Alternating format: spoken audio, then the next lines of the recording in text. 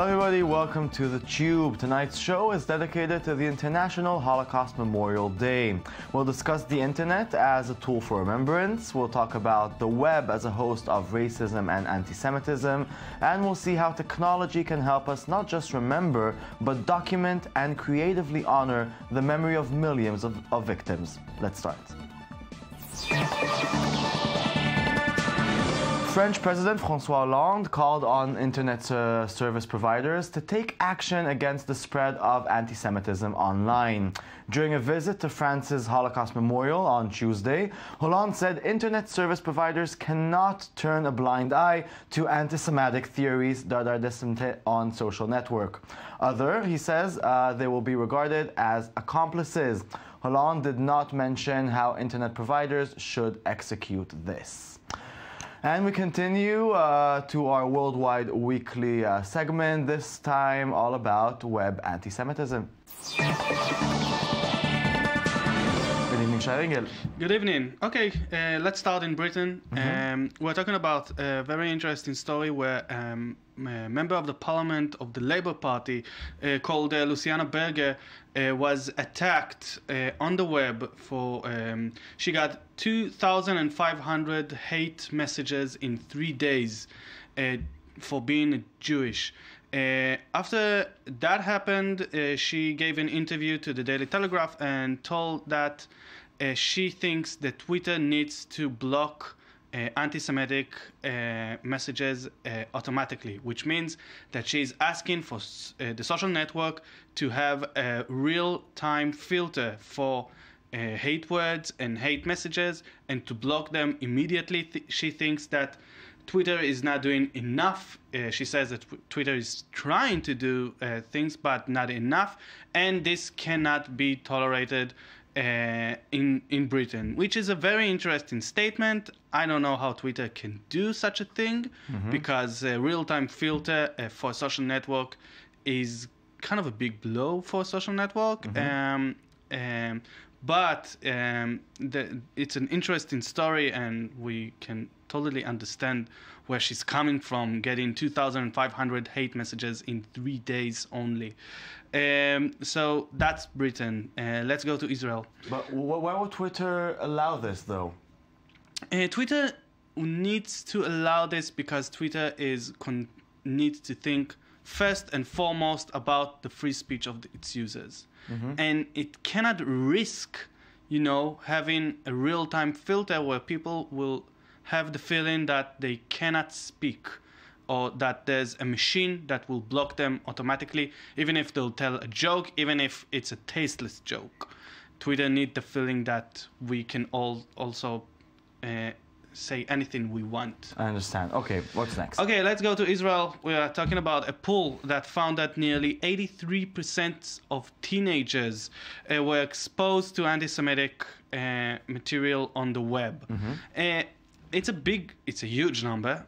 But the poll didn't really show what are those anti-Semitic material that they were exposed to. So it's a very big number, but it's very interesting to see that even in Israel, teenagers are reporting that they are being exposed to anti-Semitic material on the web. Why is this surprising? Teenagers are confronted with hate speeches on the web all the time. We need to understand that, first and foremost, Israeli teenagers mostly communicate with Israeli teenagers. They're not usually going out of that zone. And the fact that anti-Semitic material can find its way to get into those teenagers who live in Israel and usually are not that aware of those materials online, if they'll try to look it up themselves, it's interesting. 61% reported of increase of online anti-Semitism during Operation Protective Edge, of course, which means that during the operation, a lot of people managed to get into those circles of teenagers in Israel, which is concerning. Okay, let's move to Germany. Okay, let's talk about Germany. And Germany, the situation is very different. Germany, when we were to talk about them in the 90s, in the beginning of the internet, Germany was a very big distributor of anti-Semitic websites. It was very popular during the beginning of the internet, when the internet became commercialized, and nowadays those are gone. The Germany police are still doing a lot of work to get those sites offline, and Germany has, on the one hand, they are trying to perceive themselves as a free speech country. On the other hand, they are working really hard at the service. You know, but many young Israelis are leaving to Berlin, live in Berlin, and from what we can see from their posts on Facebook, it hardly seems like there is any thing to fear from there. Yeah, you know, they live in Berlin. Berlin is a very cosmopolitan city. It's very safe for them. I know people who live in Berlin, and it seems like... You're saying Berlin is not Germany? That's the only thing? Berlin is not Germany, and Germany is very different in every... well, okay, let's go to France. France, we talk about France at the beginning of the show, about François Hollande's program. He has a plan to stop hate speech at the consumer level. Nobody knows how he's going to execute this thing. And we are talking about a group of young Jewish people who are gathering online to teach one another self-defense. Let's watch the video. Yeah. Tous les jours des actes non pas antisémites, mais anti-juifs. Nous allons apporter une réponse systématique à chaque agression anti-juive.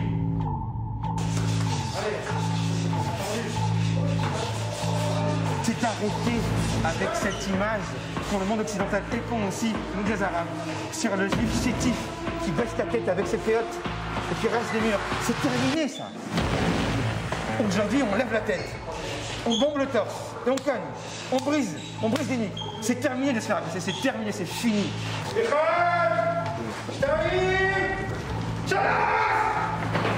Les nazis pendant la Seconde Guerre mondiale parlaient allemand. Les nazis aujourd'hui ils parlent arabe.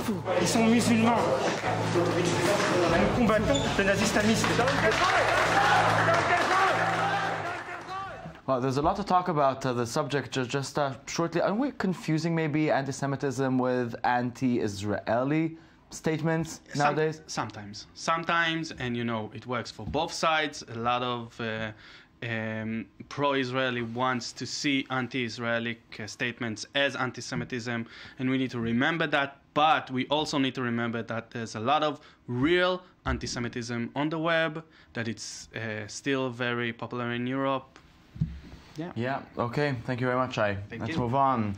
Here at the Tube, we are usually drone obsessed, and even on the day of remembrance, we find it hard to let those tiny flying cameras go. So now we are going to visit the most infamous place on the planet thanks to a drone.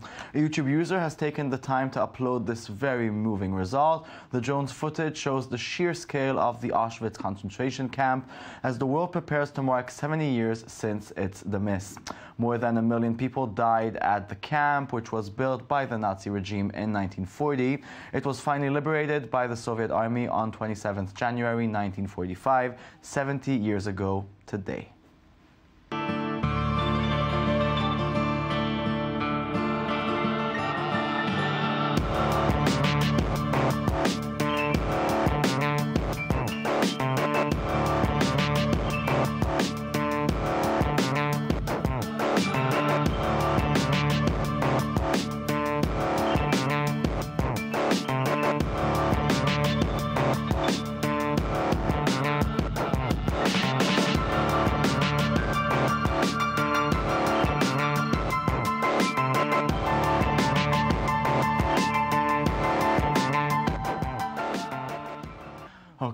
Can technology change the way we remember and document the stories of those who survived? Can the web help us discover new details about our past?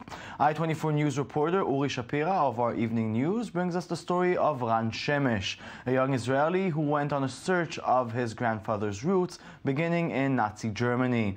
With the help of the internet and the Yad Vashem Holocaust Museum, Ran managed to close a circle after 75 years. Watch this touching story. It begins with a picture, a young girl and her brother standing in the park just before the war started.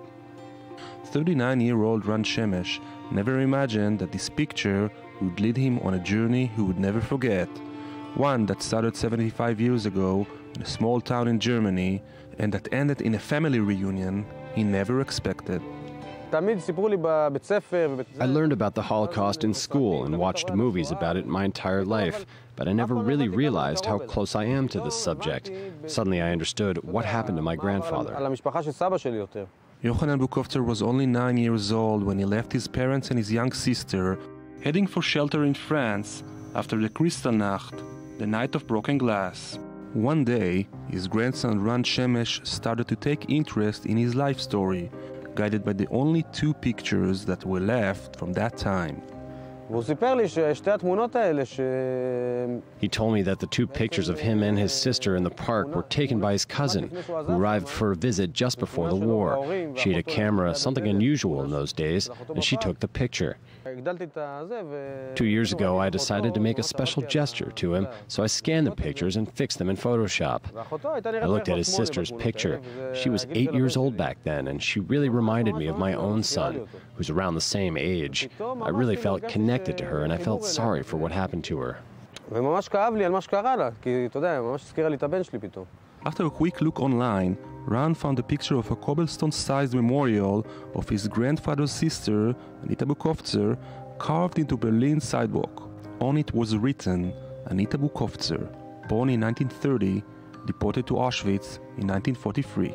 Ran decided to go to Berlin in search for more details about the family, but he failed to find even a small clue. The turning point came after Ran heard a radio announcement of the Yad Vashem Holocaust Museum that called on the public to bring forth more details about Holocaust survivors. I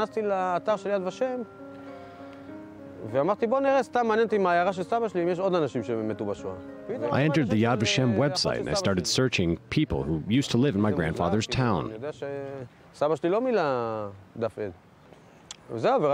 Suddenly I saw pictures of my grandfather's sister. I know that my grandfather did not fill a page of testimony. Some of the pictures were unfamiliar to me. I was shocked. I looked at the evidence page and I saw that the one who filled this page is named Joanna Schweitzer. I called my grandfather and he was shocked. He asked who gave them the pictures. He said he used to have a cousin named Kate and she's the one who took the pictures. Apparently, cousin Kate Joanna was still alive and lived in London. Based on the details from Yad Vashem's website, Ran managed to locate her. The Skype call that followed reunited her with her cousin after 75 years of separation. I remember that the grandmother said he behaved like a man. I remember this because he didn't shed any tears or so. Reunions of family members of those who were lost in the Holocaust might be rare in our times, but not completely exceptional. Cynthia Rokovsky, manager of the Shoah Victims Name Recovery Project, says that ever since Yad Vashem launched its online database website, more and more stories have come to light. Third generation is the key to unlocking the answers. They're curious. There comes a point in their lives, particularly here in Israel, but elsewhere in the world, where they start researching their family and their past, and they want to feel a connection. Everybody wants to feel a connection. Many people are afraid that soon, after the last Holocaust survivor will pass away, there will be no living evidence left of one of the darkest eras of mankind. Well, there's one picture that comes to mind frequently. I always imagine the moment they arrived at Auschwitz. And I suppose that the Germans separated them and told my grandmother's mother and his sister to go to the right, and to his father to step to the left. I captured this moment in my mind. But perhaps people like Ran, with a little help of modern technology, can guarantee that when the victims are gone, their stories remain alive. Before we finish our show, we're going to leave you with a few images of a new project called The Memory Makers. It's run by the Holocaust Memorial Day Trust. It paired 7 British artists with Holocaust and genocide survivors living in the UK. We'll leave you with Nazi Boots. It's the result of a heartbreaking encounter with Holocaust survivor Jenny Weber. Goodbye and thank you. For the next 4 years, we hid and ran as they got my family one by one. My father first.